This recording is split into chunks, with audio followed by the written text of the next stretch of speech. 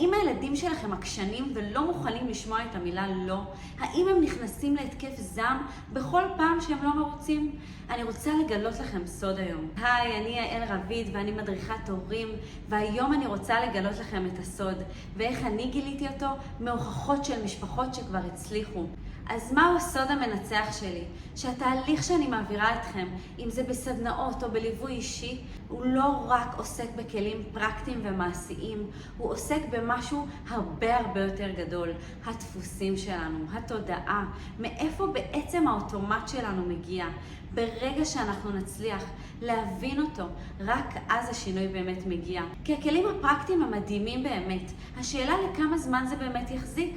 אם אני נמצאת כרגע בסיטואציה מאתגרת, שאני מרגישה שאני עומדת להתפוצץ, הכלי הפרקטי כרגע לא קופץ לי לראש, כי אני נמצאת בסערת רגשות. איך אני אדע להשתלט רגע על הסערת רגשות שלי? איך אדע להגיב אחרת? בסוף התהליך אתם תרגישו שמשהו בתוככם השתנה, מין צמיחה עצמית מבפנים, משהו בהבנה ישתנה.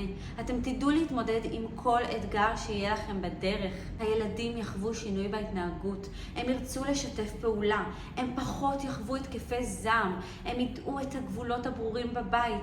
אתם ממש תדעו איך להשתלט על התגובות שלכם. אם היום זה בעצבים או בחוסר סבלנות או סתם פשוט מבולבלים, אתם תדעו בדיוק איך לענות ובצורה נעימה ומכילה ומקשיבה, כך שהילד גם ירצה לשתף איתנו פעולה.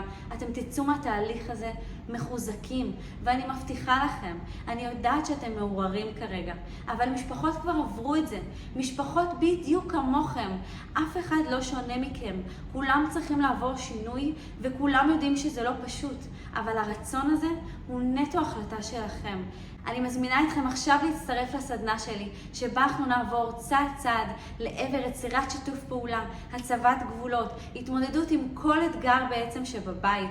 אמרו להירשם כי מספר המקומות מוגבל ל10 אנשים בלבד, כי אני באמת רוצה להיות שם עבור כל אחד ואחת מכם, כדי שבאמת תוכלו להגיע למטרה. אז שיהיה המון בהצלחה, אנחנו אוטוטו ניפגש לסדנה, ושם אנחנו נתחיל את החוויה האמיתית.